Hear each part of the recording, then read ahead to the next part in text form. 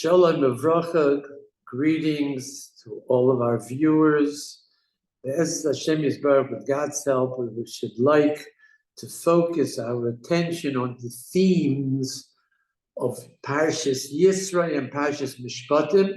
Both of these parshas, these sections of the Torah, obviously the central theme of both of these parshas is Matan Torah, the giving of the Torah.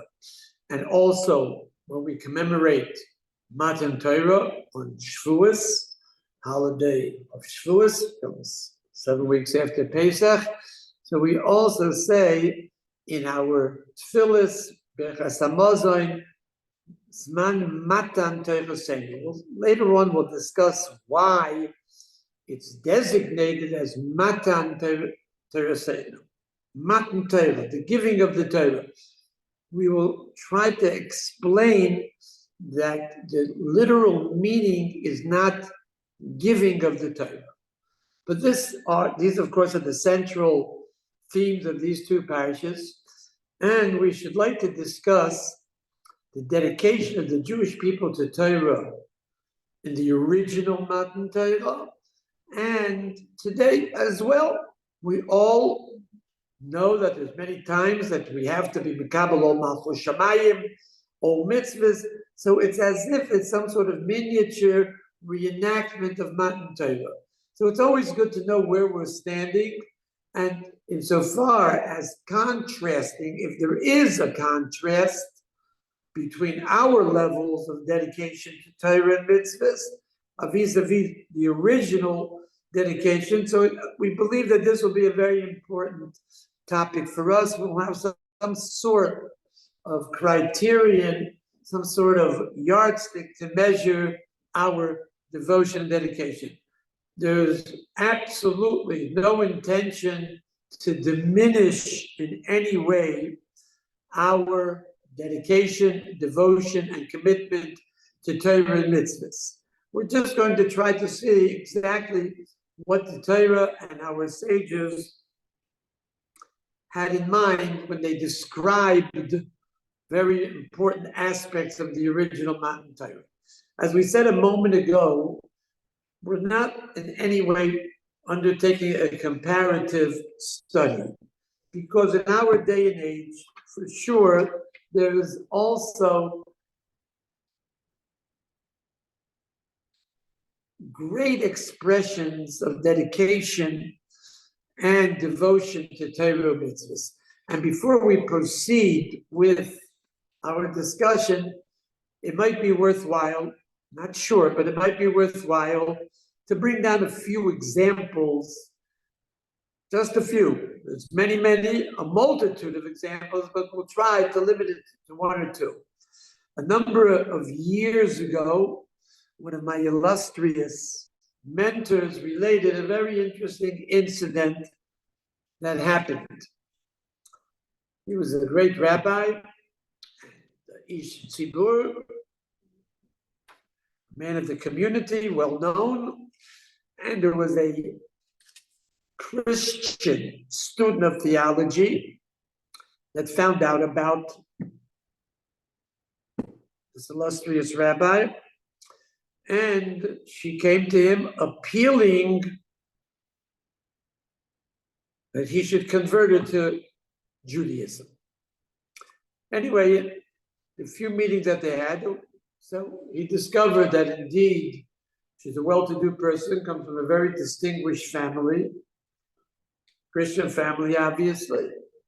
And according to the halacha, which he tried to implement, he simply asked her, and this was his exact words, why would you take such a drastic step as to embrace Judaism? This might constitute a rebellion against your family tradition.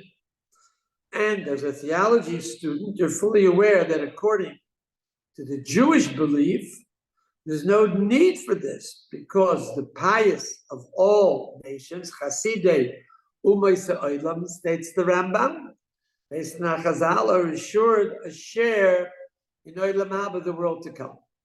So this is the way you are supposed to undertake potential converts, dissuading them from converting. There's other things that you also have to say, that the Jewish people today don't have the glory and the majesty of yesteryear, but this is what he decided would be the most efficacious way, the most effective way of simply dissuading her. And her insight, insofar as her answer was concerned, was absolutely startling. She said, I know that, but I do not want to wait for the hereafter. I don't want to wait till Olam Haba. I want the world to come in the here and now. And that's why she went and appealed that he should convert her. He was startled that we have an outsider to Yiddishkeit, to Judaism, a total outsider who had an appreciation of the precious treasures and richness of Yiddishkeit. And it occurred to him that it could be he, a very illustrious person, but it occurred to him, this is what he related, that he himself might be lacking in a proper appreciation of Yiddishkeit. The insight that he heard, discerned from her answer was how meaningful and how worthwhile an existence that's permeated with the Judaism is in this world, to the extent of what the masters of Hasidim said. The masters of Hasidim said, Kimei hashamayim ala aretz, heavenly days upon the earth. If we properly understand and we properly experience our Judaism, so it's just like that convert said, it's Kimei hashamayim ala aretz, it's heavenly days upon the earth.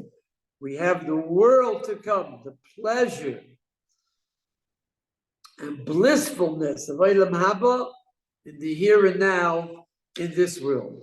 And of course, this is not the only story that we can relate, trying to show the reflections of individual stories of the grandeur of Yiddishkeit.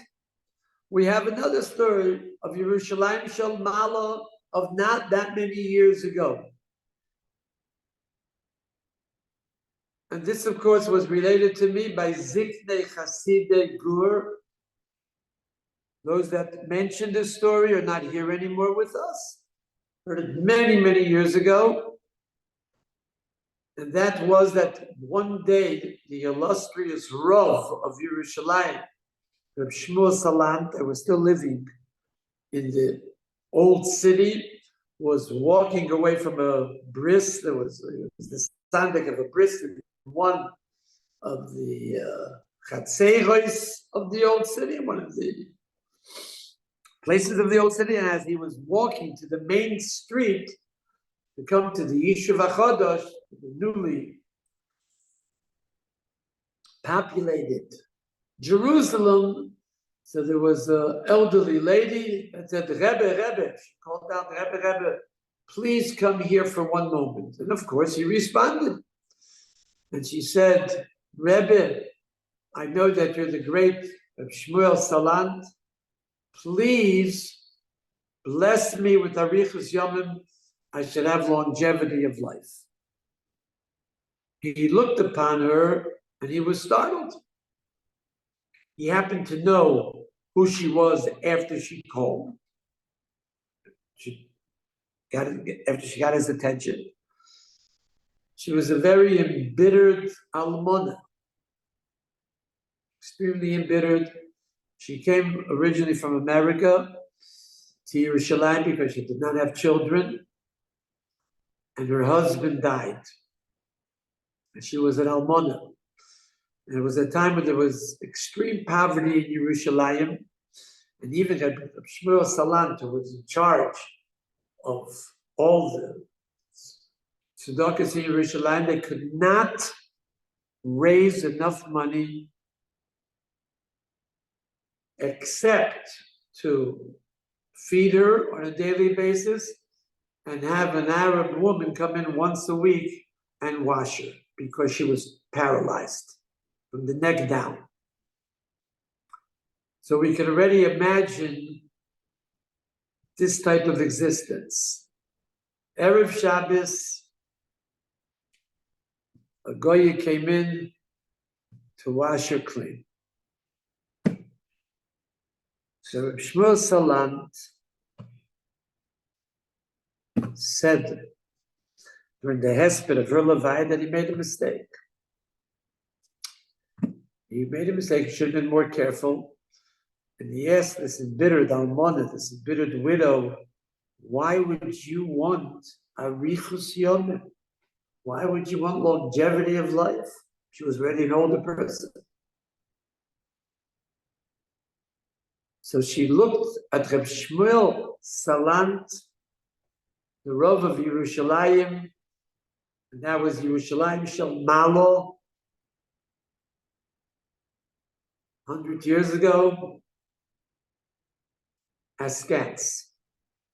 She said, Rebbe, what kind of question is this? You don't understand? I look forward to Friday all week long, because all week long I can't say a bracha when I eat something. I don't have a guf noki. My body is not in the proper situation. Cleanliness wise for me to I'll pidin according to the halacha to make a bracha. I can't pray. I can't say Tillah. Erev Shabbos, a woman comes in, washes me, cleans me. So I have a few hours where I can eat with a bracha, say a few chapters in Tillim, and a few verses from Shir HaShirim. In the world to come, I won't be able to do this. In this world, I can still serve HaKadosh Baruch Hu a few hours a week. So Reb Shmuel Salant was startled with this answer, and he repeated the entire story by the hesped. He went to the Levaya. There were 10, 12 people there because she was not a person that was well known. And after he repeated this story, he said that we did not know till now that half of Yerushalayim exists in her merit. And then he put his head down and he said, maybe 80, 90%, not half. So these are stories that are very, very moving, at least for people like me. And there's no question about it. The entire Jewish community, every individual, we don't know too much about, people are also on this level of devotion and dedication to Torah and mitzvahs. And when we speak about Matan Torah, that we mentioned a moment ago, this is the central theme of Yisro, and also at the end of Mishpatim. These are the Mishpatim that originated from Har Sinai, that were given by HaKadosh Baruch Hu. So should we bear in mind a few verses from Parshas V'eschanon. Moshe Rabbeinu is recapitulating Matan Torah with all of its grandeur, with all of its glory and its majesty. And then he says, Hagei, you have to be aware. He already mentioned that the Har Boyer Bo'esh Adei Vashamayim. Har Sinai was encompassed in darkness and a cloud, and there was a fire that went up from the midst to the heavens. A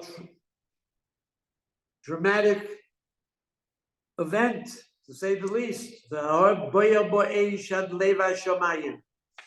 Raki Shomer L'cho, Moshe Rabbeinu warns the Jewish people, Ushmar Nafshecha Moed Pen Tishkach Asad Vog Moshe Roei Necho, Upen Yosura Milavovcha Kel Yemei Chayecho,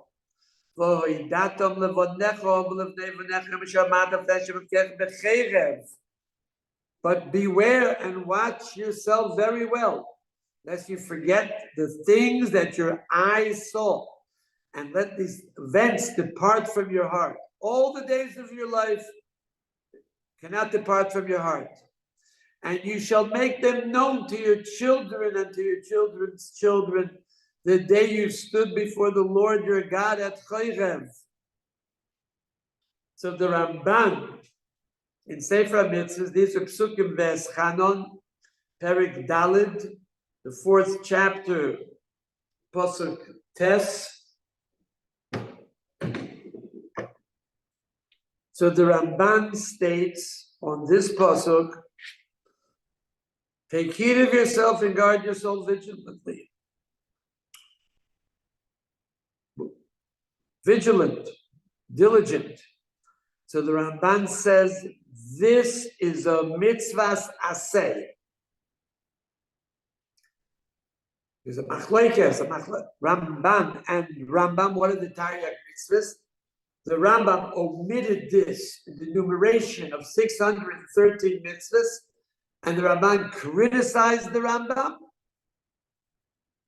and says this is a separate independent mitzvah. The remembrance and recalling on a daily basis of Maimed Har Sinai, the revelation at Sinai. It constitutes a positive mitzvah. The Mefarshei HaRambam, the commentators of the Rambam, explain that the Rambam also holds this is a mitzvah, a daily mitzvah. However, the Rambam assumed that this is not a separate independent mitzvah, but it's rather a secondary aspect of the primary mitzvah of Limud HaTorah. There's a primary mitzvah of learning Torah. Talmud Torah connected Kulam, that is the most outstanding of the mitzvahs aseh. So part and parcel of that mitzvah is on a daily basis we're mechuyev to learn Torah, and we have to remember Maimed Har Sinai during the time that we learn Torah. That's how the commentators on the Rambam explain the position of the Rambam. That's the position of the Rambam, and the Ramban holds it a separate independent mitzvah, and therefore this would be an answer why the Rambam omits it. What does this pasuk teach us? We have to be extremely careful, says the Ramban. This is a literal translation, to remember the source of all the mitzvahs, which of course Matan Torah. Additionally, we're charged to recall, re-experience Maimed Har Sinai, the thunder, the lightning, the darkness, the har boyel bo'esh ad leva shamayim, the fire that emanated from Har Sinai until the heart of heaven. And we're charged. We're charged to transmit this experience to our generations.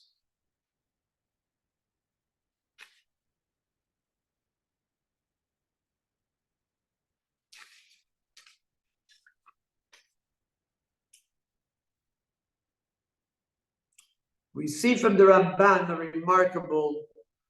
remarkable mitzvah. First, there must be a perpetuation of the memory of the event itself. But not only does it have to be remembered as an event in a person's intellectual, cognitive capacity, just like he remembers events of the past. Has no great impact on him. He remembers, you remember facts, you remember events, episodes that took place in your life, individually, insofar as the community is concerned, but it also has to be remembered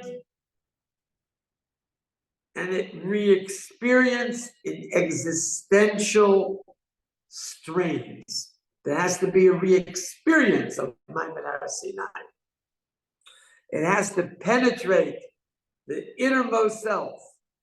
and one has to experience, especially during the learning, the awe and the power of Maimed Har Sinai and the glory and grandeur till it penetrates into the depths of his personality and in the pneumius of his soul. This is what is mandated to us. And with this will strengthen our dedication to Torah. On that, there's no question about it. This is the source of all the mitzvahs. Matan Torah. This is the source that Torah is min hashamayim, direct from heaven. As the Kuzri states, the Kuzri, when he spoke to the Melech Kuzri, Rabbi Yehuda Levi, so he states this is in the first essay, chapter 87. Even though the Jewish people believed in God and in Moshe, as a result of all the miracles of Yetzias Mitzrayim, Kriyas Yamsuf, no question about it, they believed in HaKadosh Baruch Hu, and Moshe was the prophet. There still lingered in their hearts one question. How could HaKadosh Baruch Hu, how could a God speak to man? Perhaps they thought the origins of the code of conduct were basically man-made by Moshe Rabbeinu. They had a difficulty attributing speech to someone who was not human, for after all, speech is a physical act. So there was a limitation to their emunah, and that limitation was that perhaps Moshe Rabbeinu, everything that he says is also attributable and perhaps it could be ascribed to something which is man-made, because they found a lingering doubt, said the Kuzri, whether HaKadosh Baruch Hu could utilize speech, the physical act. So therefore HaKadosh Baruch Hu commanded them at Har Sinai to sanctify themselves, says Rabbi Yehuda Levi, internally and externally. To accomplish this, HaKadosh Baruch Hu required that they separate themselves 3 days, prepared to hear the word of HaKadosh Baruch Hu, and become Mamlechas Kohanim Kodesh. And they prepared themselves for prophecy. And moreover, they prepared themselves to hear the words of HaKadosh Baruch Hu face to face. Asher dibel eschem ponim el ponim. The same words as these words, so far as Klal Yisrael are concerned. So these are the same words that the Torah tells us as far as Moshe Rabbeinu is concerned. Ponim el ponim, face to face. And after 3 days of preparation, wondrous things began to happen. There was thunder, lightning, fires, surrounded all of Har Sinai, which will linger for 40 days in clear sight of everyone. And then the entire nation, 600,000 Gevarim, women and children, millions of people, heard God proclaim the beginning of the 10 Commandments in a very lucid voice. And these commandments, a Maimed Har Sinai, these are the pillars and foundation of the entire Torah. Torah min hashamayim, it was directed to the Jewish people, mipi HaKadosh Baruch Hu. It was a great, wondrous confrontation. But unfortunately, the Klal Yisrael were not capable of maintaining it for a protracted time period, so therefore Moshe Rabbeinu took over. But Klal Yisrael said, we want to see our king and we want to hear direct from him. So this is the very, very pillar of our faith. This is Torah min hashamayim. However, when we speak of Torah, So we have to remember a very important yesod. We mentioned a moment ago.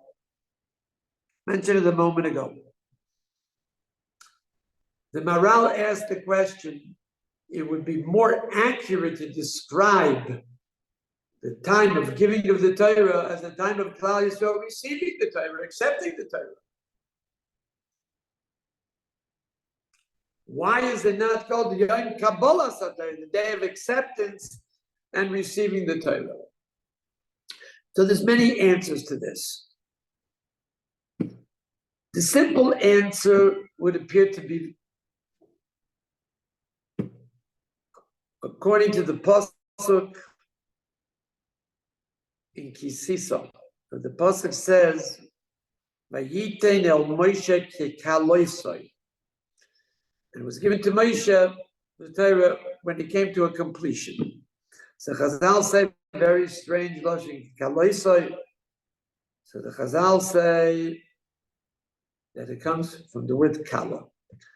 Vayitein el Moshe kekalo to a chassan. So the day of Kabbalah Torah is called Matan Torah. What does the word Matan Torah mean? So we translate it in English, giving of the Torah. It has a much deeper connotation. The Torah was given as a matana, a present. Matan comes from the word present, a gift. A gift of a beautiful, gracious kala that's given over to a chassan. It's an intimate relationship, and it's not a regular kala. Everybody gets married, is very happy, he thinks he got a tremendous gift, and he did for sure, but the Torah is supposed to be looked upon, as the Chazal tell us, ki kalosh. And let's see what this means, literally. So we'll just repeat the answer. Matan comes from matana, it's a gift. What was the gift? The Torah is like a kala to the Jewish people, a bride to the Jewish people. If you want, we could say a groom insofar as women are concerned. And Chazal tell us, Al Tikre Moirosha, it's not a heritage, Elo Mi'urasa, which is a kala that's engaged to the Jewish people. And the Medrash says, B'shas Matan Torah. K'shakadosh Baruch Hu nosan ha-Torah liYisrael, hoisa chaviva aleim ki kala she chaviva ben zuga shenema vayiten el Moshe ki chaloisoi. Explicitly in Chazal, it was beloved, it was cherished by the Jewish people, just like they received a kala metaphorically, figuratively. Women also received the most precious gift of all, that was loved by them. It was chaviva aleim. And the Medrash says anytime words of Torah are spoken, and they're not arevim al shemeim ki kala, and they're not sweet and pleasant like a kala, that she is sweet and pleasant to her husband, so it's better you should not have said them. And that again, the Chazal repeated, was chaviva va'ahuva al bailo. That was Matan Torah. This is the great treasure, the precious gift that was bestowed upon the Jewish people. And with this, we can understand a very fascinating medrash. Medrash on the pasuk in Shir HaShirim. The pasuk in Shir HaShirim states, "Ketapuach ba'atzei hayal ke'goydi bein habonim b'tziloi chimadeti v'yoshafti u'pilyoy mosoi lechiki." So, literal translation: as the apple tree among the trees of the wood, so my beloved Doidi Bein Abonim, so HaKadosh Baruch Hu is Bein Abonim. B'tziloi chimadeti v'yoshafti, Upilya Mosak Lechiki. Betzila, in his shade, I sat, and I was overcome with pleasure and happiness. Upilya Mosak Lechiki, and the Paris, the fruits are as sweet as they come to my palate. So the Chazal say as follows. Rav Huna Ravacha said in the name of Rabbi Yossi ben Zimra, the apple tree is shunned by all people when the sun beats down because it provides no shadow. The leaves of the apple tree are very small. So b'yom sharaf, on a day where the sun is beating down, it's extremely hot. Nobody will look for shade under the apple tree because it simply doesn't provide sail. That's what the Chazal say. Ain't void sail. It does not have shade, so no one will ever look for shade under a tree that doesn't have shade on a hot day. So the nations of the world refuse to sit in the shadow of HaKadosh Baruch Hu on the day of the giving of the Torah. Perhaps you'll think that Klal Yisrael did the same. They were also Bereach. This is the metaphor of the Chazal, just like a person will not sit under an apple tree on a hot day. Likewise, he'll run away from the apple tree, look for shade somewhere else. Likewise, they were presented with the Torah. They could have become the chosen people, so they simply ran away like fugitives. They refused to become the Torah. So now the Chazal say something very esoteric. Yochalaf Yisrael, okay, maybe the Jewish people also did that. Talmud Loimar, no, Betziloi Shimaniti V'Yoshavti Upilya Mosak Lechiki. We sat in the shade of HaKadosh Baruch Hu. It was overwhelmingly pleasant to us. Upilya Mosak Lechiki, and the fruits are sweet as they come to our palate. So, of course, the Matnas Kuna asked two questions. One question is, how could the Chazal say, just like the apple tree that has no shade, but the Pasuk says, it does have sail. The proof is that the Jewish people sat in the shadow and the shade of the apple tree. Number two, how could the Chazal ask a question, Yochalaf Yisrael? Okay, maybe the Jewish people also departed from Har Sinai. They didn't accept the Torah. We know the Jewish people accepted the Torah. We have that in Parshas Yisrael, and we also have it at the end of Parshas Mishpatim, like we mentioned a moment ago. So we know that they accepted the Torah. So how is it possible for the Chazal to tell us maybe they didn't? They had perhaps a strange Chazal. The answer would appear to be, based on what we said, the Jewish people experienced Matan Torah like a great, precious gift, the most precious of all gifts. Chaviva was beloved to them. We'll see in 1 second why.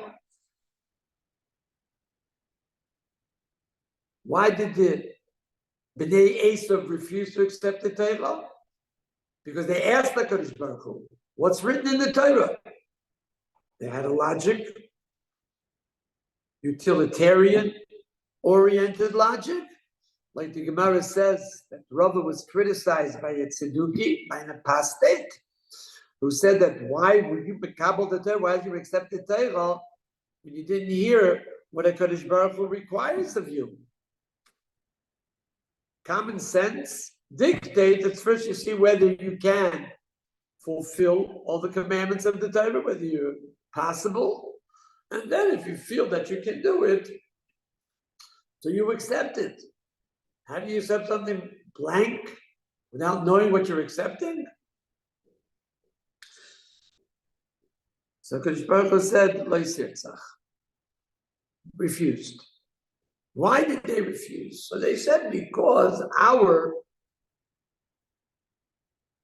substance of our lives, the very core, the substance of our lives, revolves around al char b'chot tifya. Upon your sword you will live. If Pinchas Karlitz said, but it's more than that, that your chiyus, your whole life, the whole enthusiasm you have to live revolves around the sword. Intoxicated with power, intoxicated with dominion over others. And in order to achieve that, murder, massacre, that's B'nai Yisrael. They can't live without having a life which revolves around violently usurping power. That is their chiyus. That is their whole liveliness. Otherwise, they're as good as dead. HaKadosh Baruch Hu told them, no, we have Shabbos written in the Torah. What do you do on Shabbos? You have a mitzvah of oinek, eating, drinking, relaxing, resting. Oh, they would have accepted it. No problem. That is not a contradiction to the very core of their personality and character. You have Gimel Regalim, holidays. Wonderful. That we would accept. Why? We have a commandment to be happy? Lovely. How are we happy? Eating, drinking, and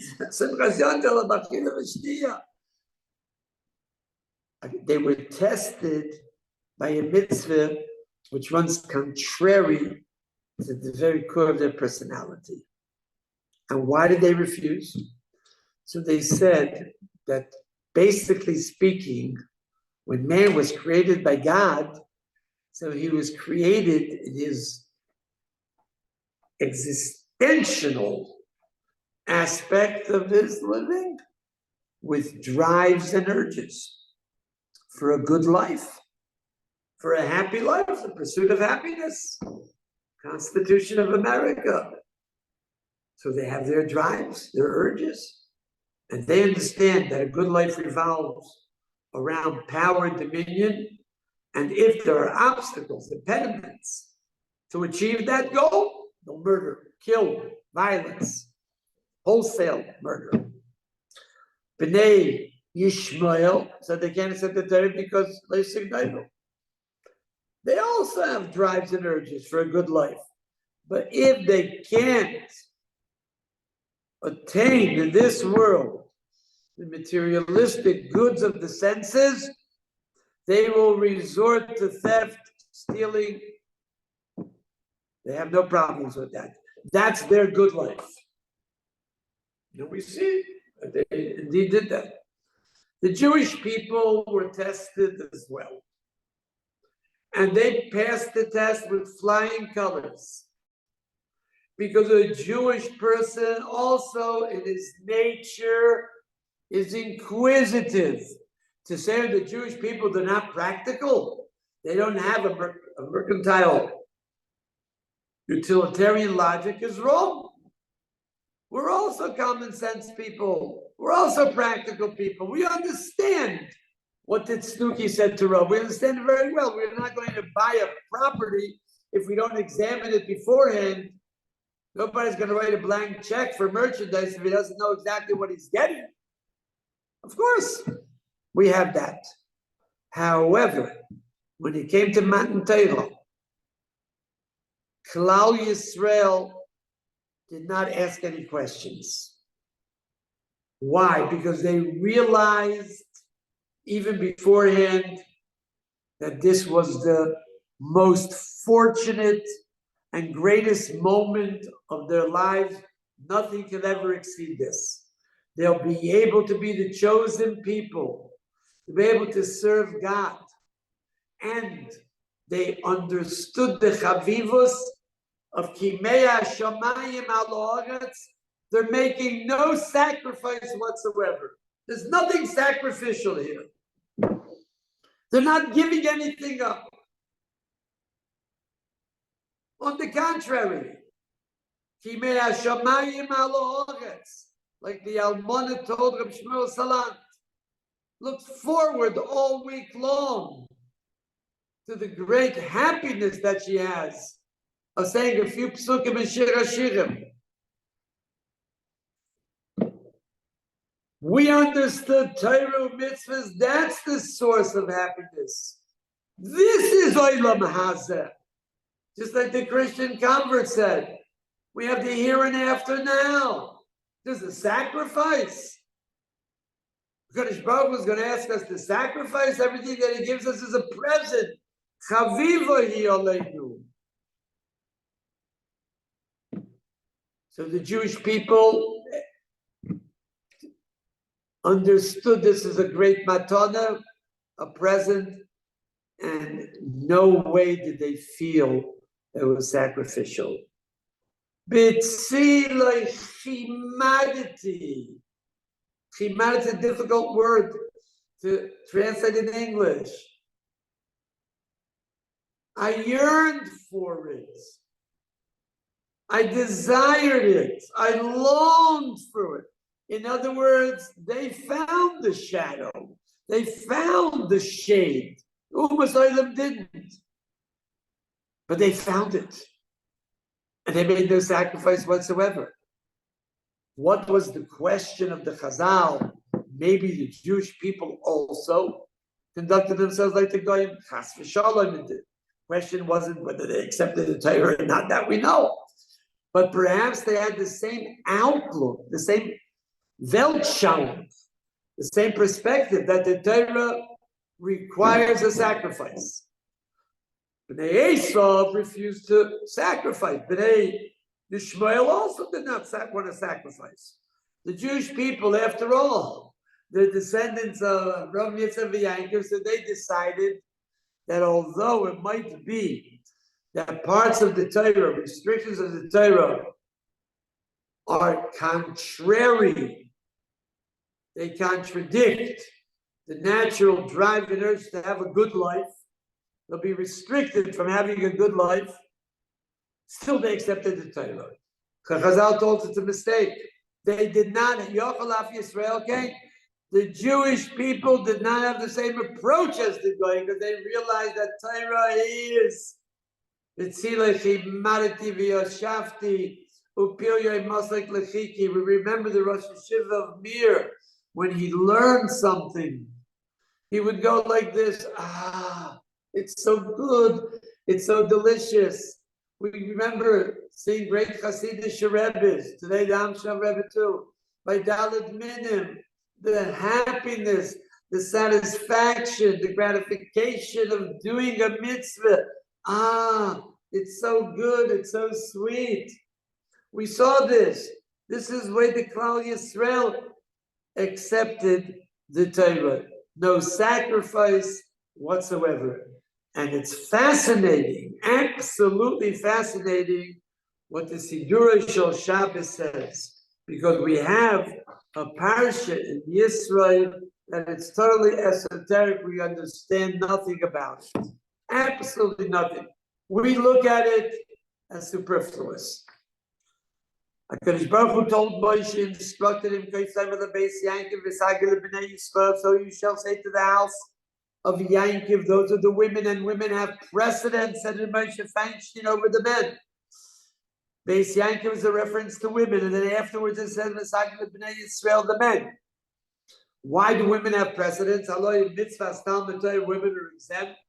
So the great Moshe Feinstein said that the Torah gave precedence to women in Kabbalah Torah, because Matan Torah, Kabbalah Torah is for all generations eternally, and there will be no fulfillment of Torah if the women will not feel the responsibility of making sure that the home is saturated with the warmth and the warm scent of Torah and the feeling of overwhelming happiness in doing mitzvahs. Women are more emotional than men, said the Moshe Feinstein, and therefore they have Avas Hashem much easier, achievable, attainable, accessible than men that are more intellectual. So they have the Avas Hashem and also the Yiras Hashem, Chayvas Halavavis, all the mitzvahs of Dveikis Hashem, appreciating the Shabbos. That's the chinuch that's required for the home. Rabbi Yossi said, "Mo'ilam lo korisi beisi beisi ela beisi yishti." My home is not a home; it's my wife. The woman, she is the Akeres Habaya. She is the one that will be responsible because she has the capabilities of making sure there's a Jewishness, a Yiddishkeit in the home. And Rabbi Yosef Sandvit, when he heard Ramesha Feinstein said, added that there's no difference between the woman of the home and the Panovich Rosh Yeshiva. The difference is only in quantity, and Judaism does not care about quantity. He's the Rosh Yeshiva of 1,000 Bachrim. She's the Rosh Yeshiva of 2 or 5 or 1. Makes no difference. She's the one that through her Yiddishkeit will flourish. And then it says, you saw what I did to Mitzrayim, you saw it with your own eyes. I bore you an eagle's wings. An eagle always protects its young by putting it upon the wings. And if there's going to be an archer that shoots an arrow, it'll go into the eagle, not in its children. And that you will be a cherished treasure. Why was this necessary for Matan Torah? And afterwards, HaKadosh Baruch Hu appears to Moshe, and it says the same also. It says, I'm coming to you. You know why I'm appearing to you? Because the people should see the Dabir when I speak to you, and then also you will be believed that you're the Av, Shakol Navim, the greatest of all prophets. One pasuk makes no sense whatsoever. Moshe Rabbeinu told the HaKadosh Baruch Hu what the Jewish people responded. What did they say? Vayanu kolom Yaakov v'yem Hashem nasa. They said, but anything HaKadosh Baruch Hu says we will do. Vayoshav Moshe as Divrei Hashem. So Moshe transmitted their answer to HaKadosh Baruch Hu. And then after HaKadosh Baruch Hu appeared to Moshe and say, Matan Torah will be the proof, the only proof that you are the greatest of all Nevi'im. So we have a passage that Kliyaka said is totally superfluous. Vayemer Hashem Moshe, right, etc. So it says, Vayaged Moshe Divrei Hashem. And Moshe said over the words of the people to HaKadosh Baruch Hu, but that's already before the previous episode. Vayoshev Moshe Divrei Hashem. HaKadosh Baruch Hu asked that they should respond. They responded, and Moshe Rabbeinu transmitted the response to HaKadosh Baruch Hu. What's this repetition for? So the Sidurei Shel Shabbos says from the great Pshatim of all time. Don't want to speak too long. This was a nisayon, a trial for the Jewish people. Perhaps they have to be convinced to take the Torah. Why? Because it's worthwhile for them. They'll have a status. They'll be a cherished treasure by Kadosh Baruch Hu. He will protect them. To be the most outstanding people in the world. You'll be the chosen people. So it's a kavod gadol. It's a great honor to be the chosen people. Those that made a covenant with the Kadosh Baruch Hu. So this was a nisayon to see whether the Jewish people will accept the Torah, because it'll be as if they're an Eved, a Mishamesh es Rabbi, a monastic Avos, a servant that serves his master in order to get a reward. So HaKadosh Baruch Hu made sure that Moshe Rabbeinu doesn't say more than he told him. Just speak terms of reward. It's worthwhile. From a mercantile point of view, utilitarian point of view, it's worthwhile to do. Common sense. The Jewish people rose to the greatest of all heights. And they said, no, we're not interested in anything else. We're just interested in serving HaKadosh Baruch Hu. because we realize this is the greatest gift and the most precious privilege a human being can have. And everyone answered in unison. Yachdo, Kol Asher Diber Hashem, Nasa. No machsheves chutz. There was no hidden agenda. There was no ulterior motivation for grandeur and for honor or for any benefit whatsoever. And Moshe Rabbeinu, who is Shokol Keneged Shishim Riba, was also administered a trial. Worthwhile for you to accept the Torah because your status eternally will be that of the Av Shokol HaNevi'im. So Moshe Rabbeinu answered what the Klal Yisrael answered. That's why there's a difference in the formulation. When he transmitted to HaKadosh Baruch Hu the answer of the Jewish people, the Pasuk says, "Vayoshev Hashem es divrayom." Moshe, Vayoshev, he said over. Vayoshev, Moshe divrayom al Hashem. But over here it says, Vayaged, he said. Vayaged Moshe divrayom al Hashem. Just like the Jewish people said they're not interested in any ulterior motivation, Mekabel Torah, they're inspired. They don't need any type of convincing. They don't need any type of pras. They're Mekabel the Torah ke'evet ha'mishamesh etz rabbi shelo ya'manav Mekabel pras. We serve HaKadosh Baruch Hu without any type of machshava that we should get rewarded for what we do, not in this world, not in the world to come, even though Animanim, HaKadosh Baruch Hu will reward us, but that's not a major consideration for Klal Yisrael. They love HaKadosh Baruch Hu at Klois HaNefesh and the Torah. This is the dedication and devotion of the Jewish people in the original Matan Torah then, and now we have it by many, many people, b'yeser seis, b'yeser sois, even greater, with more dynamic impact, with a greater dynamic force, due to the difficulties that we're that we're living in. We learn Torah, lishma, despite the great difficulties. We do whatever we can to protect the Jewish people, everybody according to their own avodah. So our dedication and our devotion is 100% intact. There's no difference. Perhaps our dedication is also a little higher than once upon a time to Torah and mitzvahs. Thank you very much. Everybody should be blessed.